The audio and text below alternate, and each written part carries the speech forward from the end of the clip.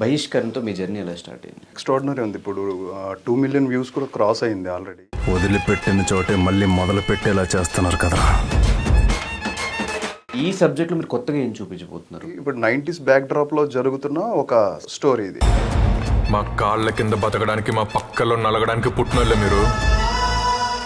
So మళ్ళీ అలాంటి role వచ్చినప్పుడు what is the first thought you get? గయ్యాలి అనే కంటే కూడా స్ట్రాంగ్ హెడెడ్ అని చెప్పొచ్చు. ఇద్దరికి బిఫోరే బాండ్ ఉంది, మీకు పుష్పతో, మీకేమో వకీల్ సాబ్. పుష్పతో అంపేర్ ఇందులో పుష్ప కదా. ఏం తినొచ్చు వచ్చే ముందు? మీ దగ్గర నుంచి ఎక్స్పెక్ట్ చేస్తున్న ఆ రేంజ్ ఆఫ్ క్యారెక్టర్స్ రావట్లేదేమో అనేది నా ఫీలింగ్. తెలుగు హీరోయిన్స్ రిస్ట్రిక్ట్ అయి ఉంటారు, ఇంతవరకే చేస్తాము, ఇంతవరకే చేయగలుగుతాము. నార్త్ సౌత్ నుంచి ఎవరు వచ్చినా ఎలాంటి క్యారెక్టర్ చేయమన్నా చేస్తారు, ఎంత ఎక్స్టెంట్కి వెళ్ళమని వెళ్తారు. జస్ట్ దట్ రైట్ టైంలో రైట్ ఆపర్చునిటీస్, రైట్ సక్సెస్ ఉంటే ఎవరైనా. మలేషియం కూడా హ్యూజ్ సక్సెస్ కదా. సో నాకు ఆ సక్సెస్ రాకపోతే పవన్ సార్ లాంటి స్టార్ హీరో సినిమాలో నాకు హీరోయిన్ గా ఆపర్చునిటీ రాదు కదా. అండ్ తెలుగు హీరోయిన్స్ రెమ్యునరేషన్స్ కూడా తక్కువే ఉంటాయి. నార్త్ నుంచి వచ్చే వాళ్ళకేమో వాళ్ళు చేసిన 10 సినిమాలు అయినా కూడా వాళ్ళు పెద్ద బంగ్లాలు, ఇల్లులు, కార్లు కొనుక్కుంటున్నారు. ఇప్పుడు బంగ్లాలు, ఇల్లులు కొనుక్కునే హీరోయిన్స్ అందరూ.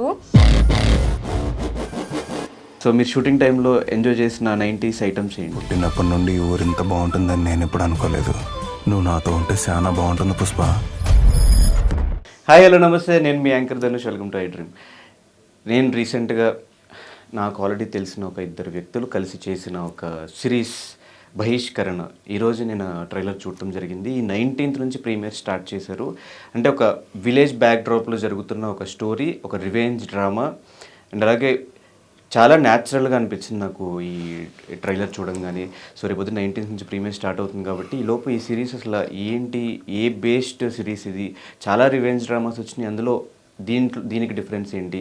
అండ్ అనన్య గారు చాలా రోజుల తర్వాత మళ్ళీ ఆ విలేజ్ బ్యాక్ డ్రాప్ గెటప్లో మనకు కనిపించిపోతున్నారు. శ్రీతేజ్ అన్న కొంచెం ఆ పుష్ప కైండ్ ఆఫ్ గెటప్లో కొత్తగా కనిపిస్తున్నారు నాకు. కాబట్టి అసలు ఈ సిరీస్ ఎలా ఉండబోతుందో వాళ్ళ మాటలో తెలుసుకున్నాం. హలో, ఎలా ఉన్నారు? సూపర్.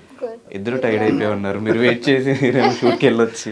ప్రమోషన్స్ కదా, ప్రమోషన్స్లో బిజీ అయిపోయారు. సో ఎలా ఉంది రెస్పాన్స్ మీకు వన్స్ అది అవుట్పుట్ బయటకు వచ్చిన తర్వాత? ఎక్స్ట్రాడినరీ ఉంది. ఇప్పుడు 2 మిలియన్ వ్యూస్ కూడా క్రాస్ అయింది ఆల్రెడీ.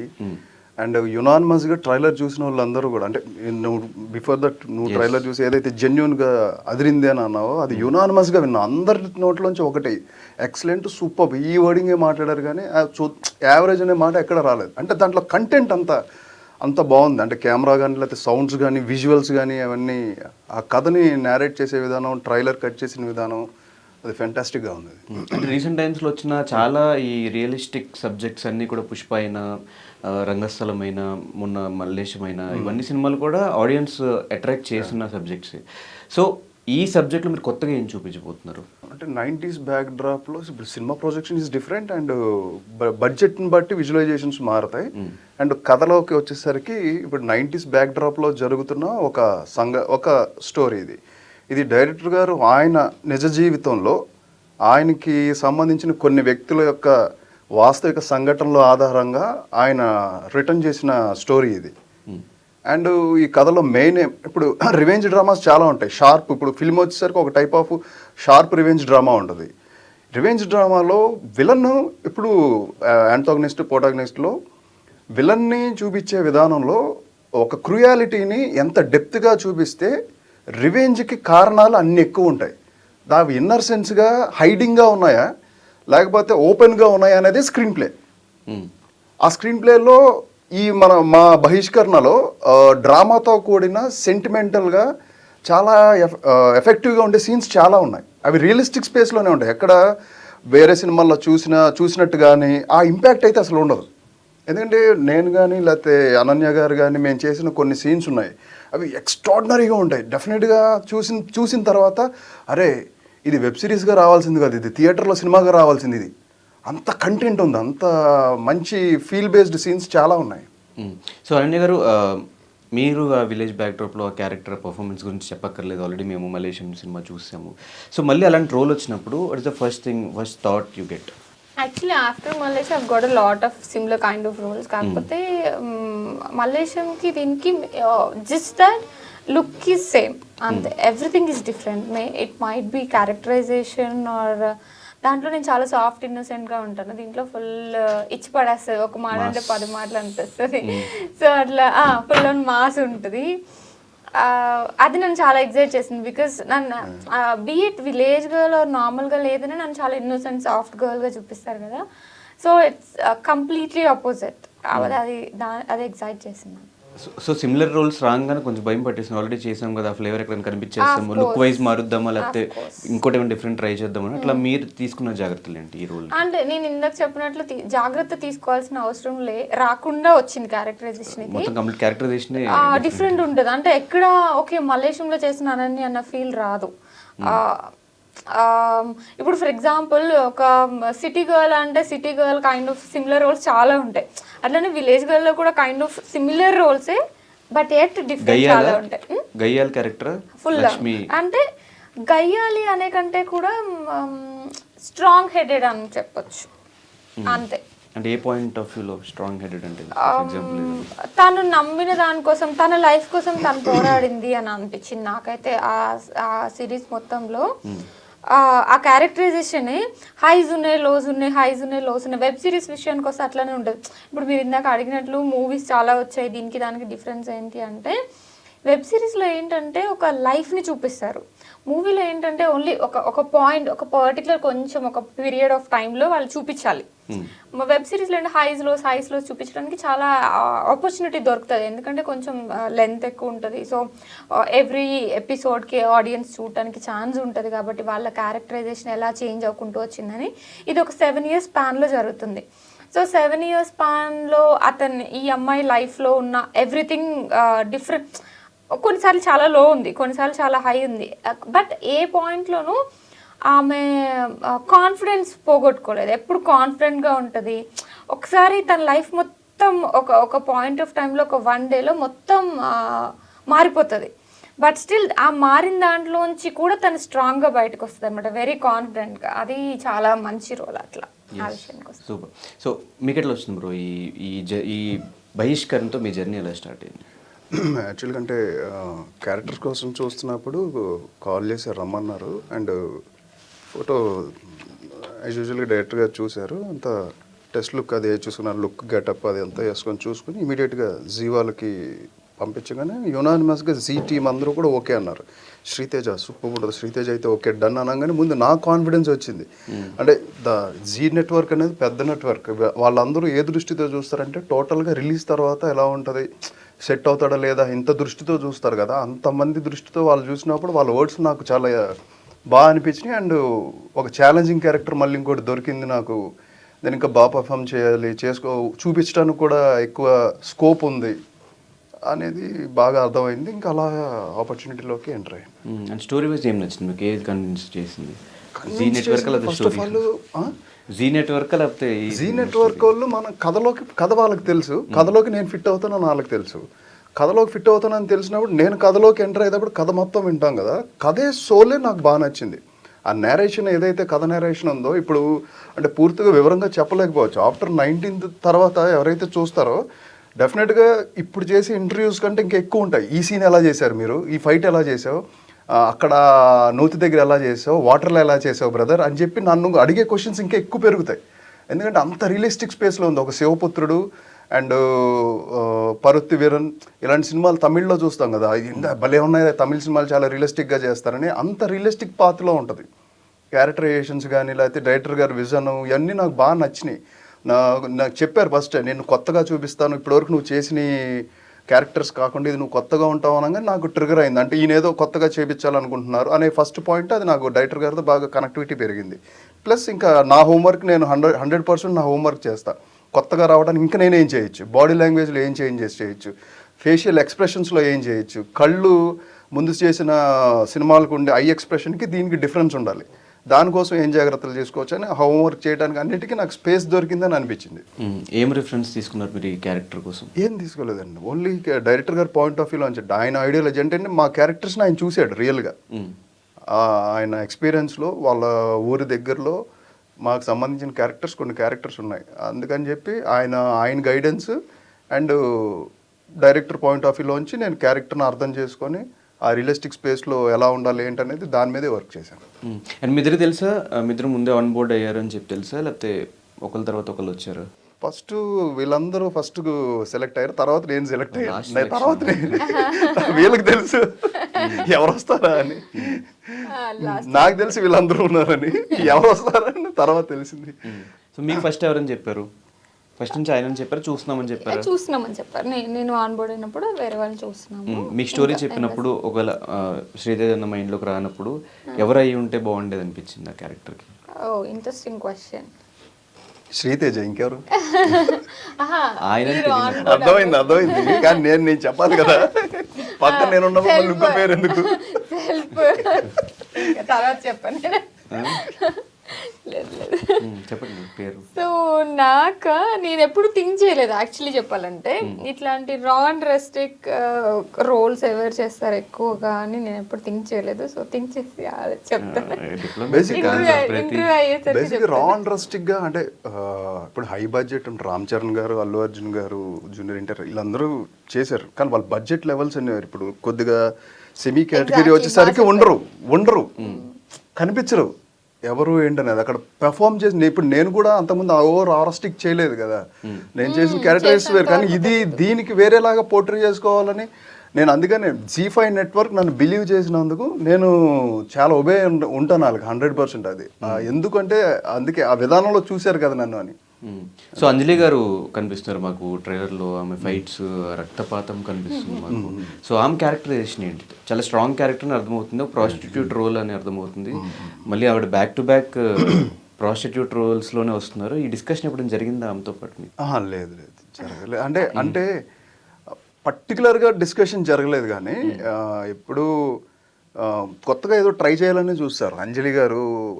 క్యారెక్టర్స్ బాగుండాలి, క్యారెక్టరైజేషన్ బాగుండాలి, దానికోసమే నేను వెయిట్ చేస్తాను. అందుకే రెగ్యులర్ సినిమాలు ఎక్కువ చేయను, తక్కువ సినిమాలు చేసినా మంచి క్యారెక్టర్ ఉండేది అనే పాయింట్ ఆఫ్ వ్యూలో చేస్తానని ఇప్పుడు డిస్కషన్ చేస్తారు, ప్రొఫెషనల్ డిస్కషన్. కానీ ఇద్దరికి బిఫోరే బాండ్ ఉంది, మీకు పుష్పతో, మీకేమో వకీల్ సాబ్తో. ఎస్, వకీల్ సాబ్తో. పుష్పతో ఆమె పేరు ఇందులో పుష్ప కదా?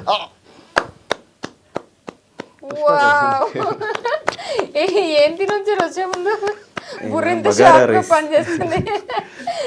Fantastic, really fantastic. సామెతో వర్కింగ్ ఎక్స్పీరియన్స్. యాక్చువల్లీ గారికి నాకు వెరీ లిమిటెడ్ సీన్స్ ఉంటాయి, బట్ ఆఫ్టర్ వకీల్ సాబ్ మేము ఇద్దరం కలిసి చేస్తున్నాం కాబట్టి సో ఐ వాజ్ ఎక్సైటెడ్. మేము జనరల్గా కొంచెం మంచిగా ఫ్రెండ్స్, బాగా తిరుగుతాం, బాగుంటాము. ఈ మధ్య కొంచెం ఇద్దరికి మళ్ళీ ఈ సిరీస్ తర్వాత కొంచెం గ్యాప్ వచ్చింది, ఒక 6 months తీసుకున్నారు. చిచ్చి గొడవ లేదు, షీఈస్ బిజీ. తనకి చాలా వర్క్స్ ఉంటే, మనకి వేరే షూటింగ్స్ ఉంటే, అట్లా కొంచెం అనుకుని వచ్చింది కదా ఈ ప్రమోషన్స్ టైంలో మళ్ళీ ఆబ్వియస్గా కలుస్తాము. సో ఎగ్జైట్ అయ్యాను నేను. అంజలి గారు చేస్తున్నారు ఆఫ్టర్ వకీల్ సాబ్. ఫస్ట్ నాకు అంజలి గారు ఆన్ బోర్డ్, మేమిద్దరు ఒకటే టైంలో అయ్యామనుకుంటా. చెప్పినప్పుడు అంజలి గారిని కూడా అనుకుంటున్నామండి ఈ రోల్కి, దీనికి మిమ్మల్ని అనుకుంటున్నాము, ఆఫ్టర్ వకీల్ సాబ్ బాగుంటుంది అని చెప్పినప్పుడు ఐ వాజ్ ఎక్సైటెడ్. ఓకే బాగుంటుంది. నేను ఏం ఎక్స్పెక్ట్ చేశానంటే, జనరల్గా మేమిద్దరం వకీల్ సాబ్ షూట్ టైంలో కొంచెం మంచిగా టైం స్పెండ్ చేసి గేమ్స్ ఆడుకుంటూ అలా ఉండాలి కదా, సో షూట్ బాగా అవుతుంది అని చెప్పి ఎక్సైట్ అయ్యాను నేను అప్పుడు. కానీ ముందే ఇక్కడ కూడా గేమ్స్ ఆడుకుందాం అంటే అసలు ఛాన్సే లేదు. మార్నింగ్ 6 నుంచి ఈవినింగ్ 6 వరకు ఫుల్ రా షూటింగ్, మంచి ఎండలో. అవును, అది గుంటూరు దగ్గర చేశారు డైరెక్టర్ గారు, ఊరు సంబంధించిన ప్లేసెస్ అన్నీ మొత్తం. అంటే మనకి ఆ టైంలో అంటే ఆ టైంలో ఎలా ఉంటుంది గుంటూరులో సమ్మర్లో, సన్ అదిరిపోద్ది కదా, ఇంకా ఆడుకోవడాలు ఏమీ లేవు, తుడుచుకోవడాలే, మేకప్. అవును, చాలా మొత్తం గెటప్ అంతా మళ్ళీ మేకప్, బ్లాక్ మేకప్ మొత్తం వేసుకుని. ఎందుకు అవసరం లేదు, 2 days వేసుకుంటే చాలా, 3rd day నుంచి టాన్ అయిపోతాం కదా. నైస్. అవును, సో అవసరం లేదు, ఫస్ట్ 2 days వేసుకున్నాం, తర్వాత టాన్ అయిపోయాం. అలా కంటిన్యూ చేశారు చూడు. అంటే డిఓపి గురించి నాకు, ఆవిడ డెడికేషన్ గురించి, ఆమె వర్క్ ఇది గురించి నాకు చెప్పారు, బాగా అనిపించింది. యామిని గారు one of the best cinematography super, నాకు చాలా బాగా నచ్చింది. అంటే తీస్తున్నప్పుడు మాకు అర్థం కాలేదు అదే కానీ తీసినట్టు అనిపించలేదు అసలు, ఏదో గింబులు పట్టిన వాళ్ళు తిరిగే వాళ్ళు అటు ఇటు అంటే. కానీ ద వే ఆఫ్ అంటే ఆవిడ థింకింగ్ చేసిన లైటింగ్ ప్రొసీజర్ కానీ, పెట్టిన ఫ్రేమింగ్ కానీ, మూమెంట్ కానీ ఒక లైవ్లీ ఉంది. అంటే దాంట్లోనే ఒక జీవం కనిపిస్తుంది ఆ ఫ్రేమింగ్ లోనే. అది చూపించడానికే ట్రై చేశారు ఆవిడ. అదైతే ఫెంటాస్టిక్. ఇద్దరు డిఓపిస్ చేశారండి దీనికి, అండ్ ఇద్దరు వర్క్ బ్లెండ్ అయిపోయింది. లైక్ ఓకే వేరే వాళ్ళు చేశారు అని చెప్పి మనకి ఎక్కడ అనిపించింది. ఇద్దరు very brilliant film makers. I feel like వాళ్ళు చేసిన తర్వాత, ఐ మీన్ పేపర్ మీద ఉన్నదానికి వాళ్ళు ఫిల్మ్ మేకింగ్ చేసిన ప్రొసీజర్ లో చాలా డిఫరెన్స్ వచ్చేసింది. అంటే మేము స్క్రీన్ మీద చూస్తే ప్రసన్న గారు, యామిని గారు ఇద్దరు చాలా బ్లెండ్ అయిపోయింది. ఇద్దరు వర్క్ అంత బ్యూటిఫుల్ గా చేశారు. ఇప్పుడు మాకు ఆ రిజల్ట్ కనిపిస్తుంది ఆ ఫ్రేమ్స్. 100%. సో అంజలి గారి పేరు పుష్ప అన్నప్పుడు ఏం ఫస్ట్ రియాక్షన్ ఏంటి బ్రో ఇది? అదే పుష్ప అనగానే సేమ్ నాకు పుష్ప సినిమా చేస్తున్నాను ఫస్ట్ సక్సెస్ అనేది బాగా కనిపించింది. ఎప్పుడైతే నేమ్లో పుష్ప అని ఉంది, పుష్ప పెద్ద సక్సెస్, ఇది కూడా సక్సెస్, ఇంకా మనం సక్సెస్లో ఉన్నాం అనే ఒక ఎనర్జీ, ఆ ఎనర్జీ అయితే బాగా అనిపించింది. అండ్ పుష్ప టాపిక్ వచ్చింది కాబట్టి బేసిక్గా పుష్ప ముందే మనం కలిసాము, అప్పుడు ఒక ఇంటర్వ్యూ కూడా చేసాము. షూట్ చేసిన డ్యూరేషన్, సినిమాలో మనకు కనిపించిన డ్యూరేషన్, దానికి కొంత డిసప్పాయింట్మెంట్ ఆబ్వియస్గా ఆర్టిస్టులకు ఉంటుంది. ఒక హ్యూజ్ రేంజ్ ఫిలింలో అంత షూట్ జరిగిన తర్వాత ఎడిట్ అయిపోయిన తర్వాత కొంచెం ఇది ఉంటుంది. సో ఇప్పుడు 2లో అయినా ఎక్స్పెక్ట్ చేయొచ్చా, లేదంటే మళ్ళీ సేమ్ ఎంత ఉంటుందో తెలియదా? నా కర్తవ్యాన్ని, నా బాధ్యతని అంతఃకరణ శుద్ధితో నేను చేశాను. బికాస్ ఆఫ్ అంటే ఉంటుందనే అనుకుంటున్నానండి. కథలో మిళితమై ఉంటుంది కాబట్టి 100% ఉంటుంది. షూటింగ్ జరుగుతుంది, ఇంకా కంప్లీట్ అవ్వలేదు. ఇప్పటి వరకు చాలా సీన్స్ చేశాను. ఇంకా ఈ గెటప్ అందుకని మెయిన్ సినిమా అవ్వాలి, దానికోసం అండి. సో ఎలా వస్తుంది ఫిలిం మీకు అనిపించినంత వరకు? పుష్ప వన్ టైంలో కూడా నేను మాట్లాడినప్పుడు కూడా చెప్పాను, అప్పుడు డెఫినెట్గా పాన్ ఇండియా లెవెల్లో, నార్త్లో ఎక్స్ట్రీమ్ లెవెల్లో రీచ్ అయిపోద్ది, 100% పేలిద్ది అని నేను ఆ రోజు చెప్పాను. ఇప్పుడు కూడా ఎక్స్పెక్ట్ చేయలేరు, అస్సలు ఎక్స్పెక్ట్ చేయలేరు. ఆ రేంజ్లో సినిమా ఫెంటాస్టిక్గా ఉంటుంది. సీన్స్ అలా ఉన్నాయి. మెయిన్లీ అల్లు అర్జున్ గారి కష్టం కనిపిస్తుంది చాలా. ఆయన డెడికేషన్ కష్టం అయితే వర్ణనాతీతం. అండ్ సుకుమార్ గారి క్రియేటివ్ సైడ్ ఎక్కడ కాంప్రమైజ్ అవ్వరు. ఆ ఎపిసోడ్స్ కానీ, ఆయన కొత్తగా చేపించుకోవడం కోసం ప్రయత్నించే విధానం కానీ, అవన్నీ నెక్స్ట్ లెవెల్ అండి. ఆడియన్స్ ఆల్రెడీ రిలీజ్ అయిన సాంగ్లోనే ఆయన యొక్క మార్క్, అల్లు అర్జున్ గారు ఏదైతే ఆయనకు ఒక మార్క్ ఉంటుంది, ఆ మార్క్ని చూపించారు. 100% అది మళ్ళీ కనిపిస్తుంది. చిన్న చిన్న డీటెయిలింగ్ ఆ లెగ్ మూమెంట్ స్టెప్ ఏం చేశారు, ఎవరైనా ఎక్స్పెక్ట్ చేశారా? రెగ్యులర్గానే చేయొచ్చు, కానీ ఏదో కొత్తగా చేయాలని ట్రై చేస్తున్నారు కదండి. ఆ ట్రై చేస్తున్నారంటే మీనింగ్ ఏంటి? ఏదో సాధించాలి. తెలుగు సినిమా ఇండస్ట్రీని ప్రపంచవ్యాప్తంగా తీసుకెళ్లే దిశలో ఉన్నాం మనం అందరం. నాకు ఆయన లొకేషన్లో చెప్పింది కూడా అదేమాట. ఒకసారి మాట్లాడినప్పుడు ఇలా సినిమాలు చేస్తున్నాను చెప్పగానే ఆయన కష్టపడండి బ్రదర్, బాగా కష్టపడండి, మన తెలుగు సినిమా ఇండస్ట్రీని, ఇండియన్ సినిమా ఇండస్ట్రీ ప్రైడ్ అయ్యేలా ఉండాలి, అది ఇది అని చెప్పారు ఆయన. నాకు బాగా నచ్చినాయి. అంటే ఆయన లోపల జీలు, అంటే అందరూ కష్టపడండి, అందరూ బాగా డెడికేటెడ్గా ఉండండి, బాగా వర్క్ చేయండి అని బూస్టింగ్, అది బాగా నచ్చిందండి. అది సూపర్. సో అనన్య గారు ఎలా ఉంది లైఫ్, నడుస్తుంది? నేను ఒక ప్రీ రిలీజ్ ఈవెంట్లో మీ స్పీచ్ చూసి దర్శి గారితో ఏం పట్టుకున్న సబ్జెక్టులు హిట్ అవుతున్నాయి, ఏం చేసిన సక్సెస్ అవుతుంది, ఆ లక్ ఫ్యాక్టర్ అంటారు, మరి ఏమనుకున్నారు మీరు? మీ విషయంలో ఏం జరుగుతుంది? నా విషయంలోనా? What do you think? I'm successful or I'm trying to be there? అసలు ఏమనిపిస్తుంది? మీ దగ్గర నుంచి ఎక్స్పెక్ట్ చేస్తున్న ఆ రేంజ్ ఆఫ్ క్యారెక్టర్స్ రావట్లేదేమో అనేది నా ఫీలింగ్. అంటే మీ పర్ఫార్మెన్స్ కి I think this year next releases బహిష్కరణ, పొట్టెల్ కావచ్చు, శ్రీకాకుళం షెర్లాక్ హోమ్స్ కావచ్చు. ఐ థింక్ నా పరంగా నాకు వచ్చిన రోల్స్ పరంగా చాలా ఎగ్జైటెడ్ ఉన్నాను. అండ్ ఆల్సో మీరు కూడా నెక్స్ట్ అవి 2-3 రిలీజ్ అయిపోయిన తర్వాత మీరు చెప్పే మాట వేరే ఉంటుంది. ఐ డోంట్ నో అవి ఆపర్చునిటీస్ వైజ్గా కన్వర్ట్ అవుతాయో లేదో, ఐ డోంట్ నో. బట్ నా వరకు నాకైతే I'm super confident and super satisfied కూడా with those kind of roles. Next వచ్చేవి అన్ని. ఓకే, ఈ లక్ ఫ్యాక్టర్ నమ్ముతారా మీరు? లక్ ఫ్యాక్టర్ ఏమన్నా? అంటే ముందు నమ్మేదాన్ని చిన్నప్పుడు, like when I was in college ఆ టైంలో. బట్ ఇప్పుడు నాకు ఏమనిపిస్తుంది అంటే, when hard work meets opportunity, that's what luck. So నువ్వు హార్డ్ వర్క్ చేస్తా ఉంటే మేబీ 20sలో రావచ్చు, 20sలో రాకపోవచ్చు, 30sలో రాకపోవచ్చు, 40sలో అయినా వస్తుంది. సో వర్క్ చేస్తూ ఉంటే ఎప్పటికప్పుడు సక్సెస్ వస్తుంది. That's what I believe. Just hopefully ఆ 3 సినిమాల తర్వాత మేము ఎక్స్పెక్ట్ చేసిన క్యారెక్టర్స్ లో కనిపిస్తారు. అండర్ రేటెడ్ అనన్య గారు, కానీ దీంతో బహిష్కరణతో మాక్సిమం బయటకు వస్తారు.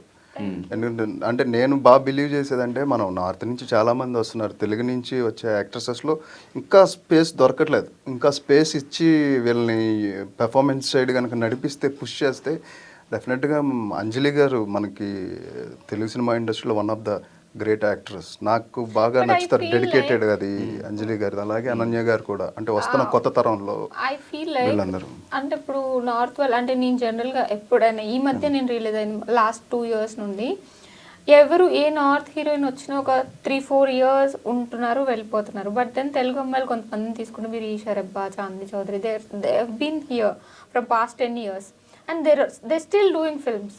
బట్ అంత సక్సెస్ఫుల్ కెరీర్ లేదు కదా సౌత్ నార్త్ నుంచి వచ్చిన వాళ్ళకంటే ఇక్కడ మనకి success a kind of terms లో తీసుకుంటున్నారు అనేది ఇంపార్టెంట్. ఒకటి మార్కెట్ అంటే మనీ వైజ్ గానా, లాంజివిటీ వైజ్ గా నీకు నచ్చిన వర్క్ నువ్వు చేస్తున్నావు అని చెప్పేసి ఇంకా చాలా ఫ్యాక్టర్స్ ఉంటాయి.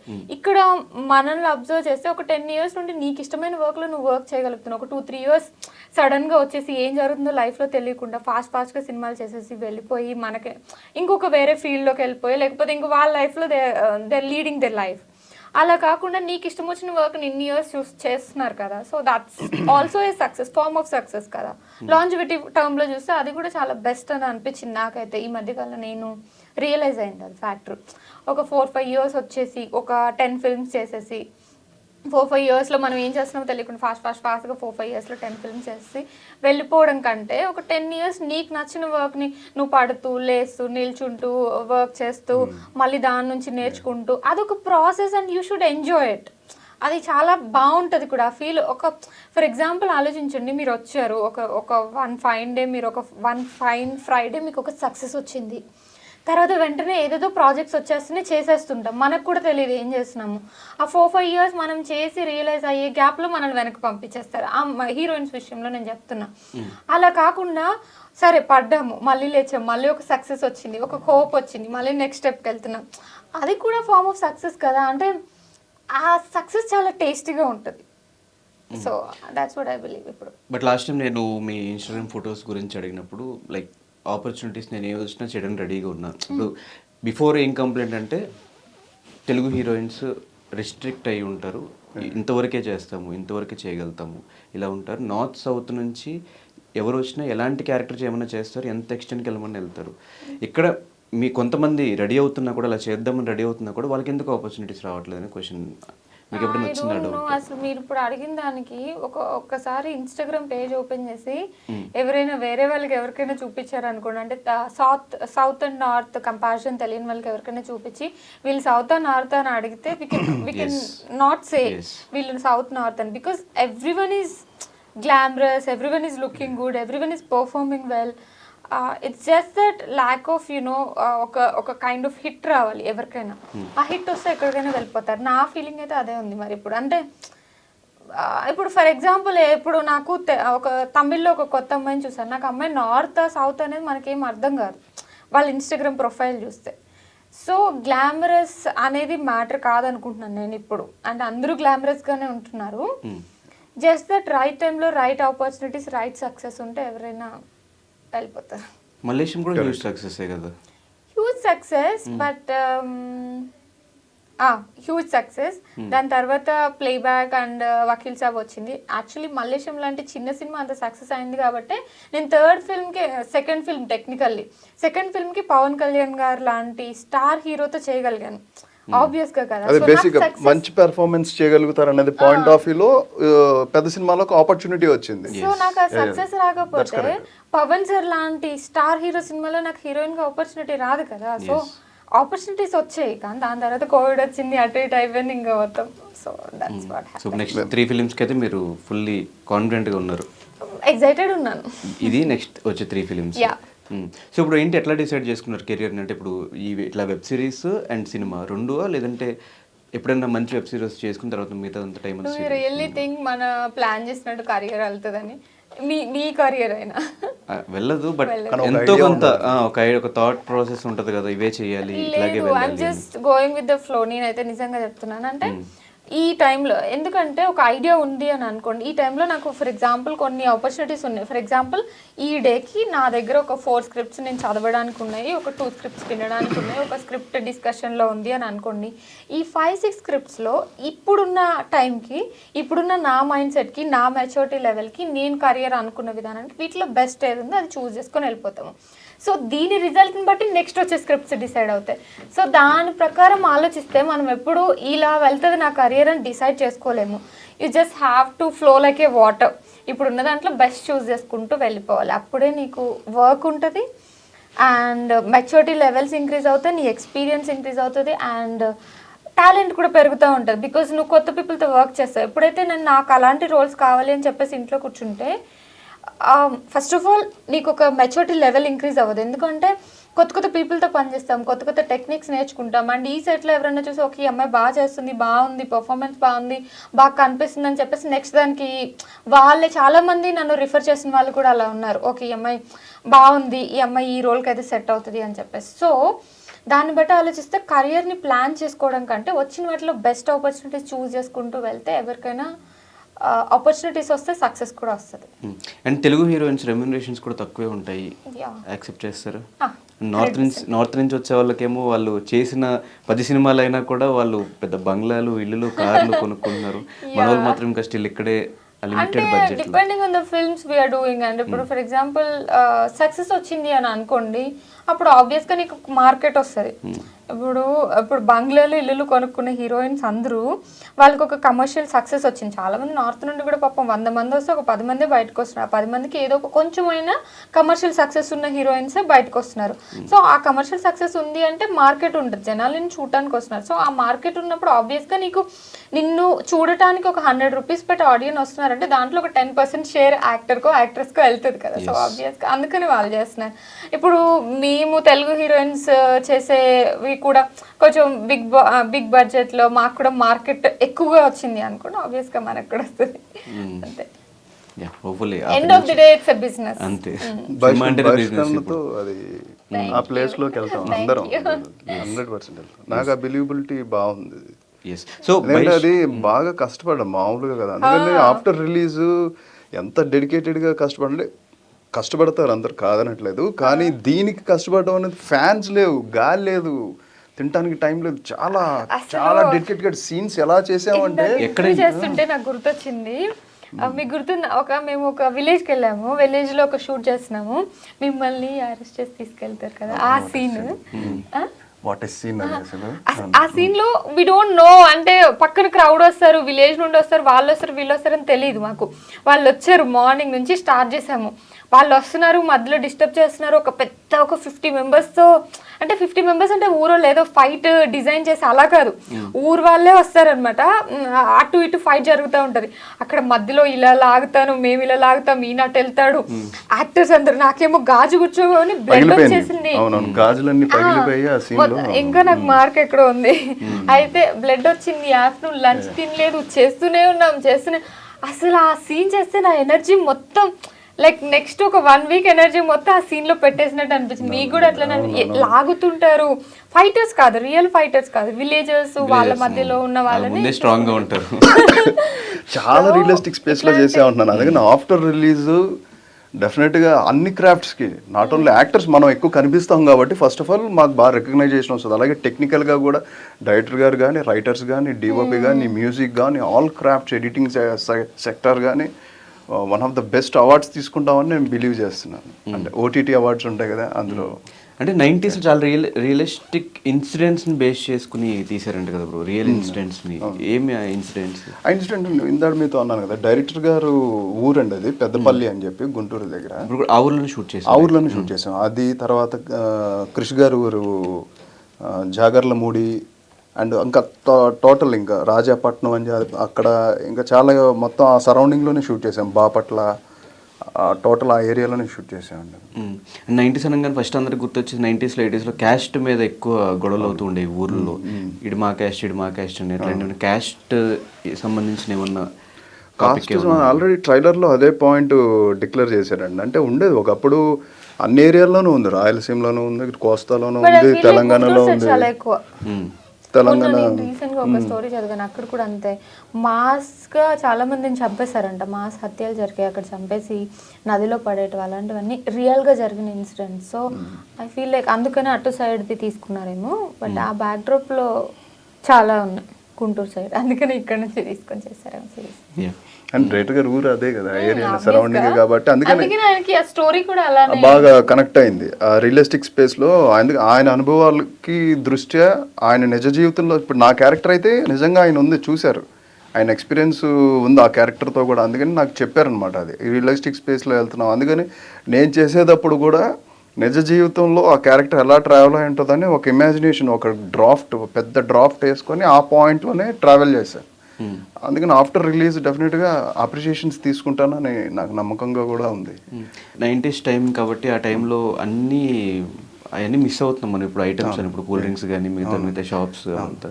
సో మీరు షూటింగ్ టైంలో ఎంజాయ్ చేసిన 90s ఐటమ్స్ ఏంటి? గోల్డ్ స్పాట్, ఓకే, అది మనం ఒక షాప్ దగ్గర షూట్ చేసాం కదా, ఒక ఆ షాప్ దగ్గర గోల్డ్ స్పాట్ సీసాలు అవి, తర్వాత ఇంకే ఒక పాత cycle 90s hero cycle and చిన్న టేప్ రికార్డర్. అండ్ బయట పడుకుంటాం కదా, బెడ్ అదే మంచం మీద పడుకుంటాం కదా, అది మొలక మంచం, ఆ కైండ్ ఆఫ్ అవన్నీ ఎంజాయ్ చేశాను. పాత మిర్రర్, అది మిర్రర్ ఒకటి ఉంటుంది కదా ఇంట్లో, అది ఓల్డ్ స్టైల్ మిర్రర్, పువ్వుల్లాగా ఇలా వచ్చి ఒక మిర్రర్స్ ఉంటాయి, ఆ కైండ్ ఆఫ్ మిర్రర్ అవన్నీ. మీరేమి ఎంజాయ్ చేశారా 90s ఐటమ్? అదే బయట పడుకునేది, ఆ మంచాలు లేకపోతే చెట్ల కింద గుర్తొచ్చిన టైంలో మెమరీస్ అట్లా షూట్ జరుగుతున్నప్పుడు? నేను చిన్నప్పుడు మనకి సమ్మర్ టైంలో బయట పడుకుంటాం కదా, అమ్మమ్మ వాళ్ళ ఇంటికి వెళ్ళినప్పుడు అది అనిపించింది నాకు. మాకు కొన్ని సీన్స్ ఉన్నాయి అట్లా మంచం మీద పడుకొని చేసే సీన్స్, అప్పుడు గుర్తొచ్చింది. డెఫినెట్ నాకైతే మంచి ఇంట్రెస్టింగ్ సబ్జెక్ట్ అని అనిపిస్తుంది మీ కాంటెంట్స్ చూసిన తర్వాత. సో మరేమో రేపు పొద్దున్న 19 తర్వాత ఆడియన్స్ ఏం డిసైడ్ చేస్తారో, ఏం రిజల్ట్ మీకు ఇస్తారో ఇంకా చూడాలి మళ్ళీ. అండ్ రీసెంట్గా మీరు ఇన్స్టాలో ఒక ఇష్యూ మీద రియాక్ట్ అయ్యారు, అంటే చాలా రియర్గా రియాక్ట్ అవుతూ ఉంటారు, ఎందుకు ఆ ఇష్యూ మీద రియాక్ట్ అవ్వాలనిపించింది మీకు? రియాక్ట్ అవ్వడం కంటే అవేర్నెస్ తేవాలనిపించింది, బికాజ్ చాలా ఇష్యూస్ జరుగుతున్నాయి అట్లా, కానీ ఎవరికి తెలియట్లేదు. ఎందుకు అంటే ఎవరు మాట్లాడట్లేదు, అంటే they not taking it serious. కానీ నేను ఆ ఇష్యూ మీద సైబర్ క్రైమ్ డిపార్ట్మెంట్కి వెళ్ళి అక్కడ మాట్లాడుతున్నప్పుడు, ఐ మీన్ అక్కడ కంప్లీట్ ఇద్దామని వెళ్ళినప్పుడు నాకు అర్థమైంది, అంటే people are losing real money, చాలా ల్యాక్స్లో క్రోర్స్లో మోసపోతున్నారు. కానీ కొంతమంది షేమ్ వల్ల చెప్పట్లేదు, కొంతమంది ఏమో అవేర్నెస్ లేక చెప్పట్లేదు. ఓకే ఇచ్చారు, కొంతమంది దాచిపెడుతున్నారు, ఫ్యామిలీ మెంబర్స్ని దాచిపెట్టాలని చెప్పట్లేదు. సో అది జరుగుతుంది, ఇదొక కేసు, ఇదొక ఇన్సిడెంట్ జనరల్గా చాప కింద నీరులాగా మొత్తం వచ్చేస్తుందని ఎవరికి అర్థం కావట్లేదు, అందుకని చెప్పాలనిపించింది నాకు. అసలు మీకేం జరిగింది? నాకు ఇట్స్ అ బిగ్ స్టోరీ, అంటే షార్ట్గా చెప్తాను.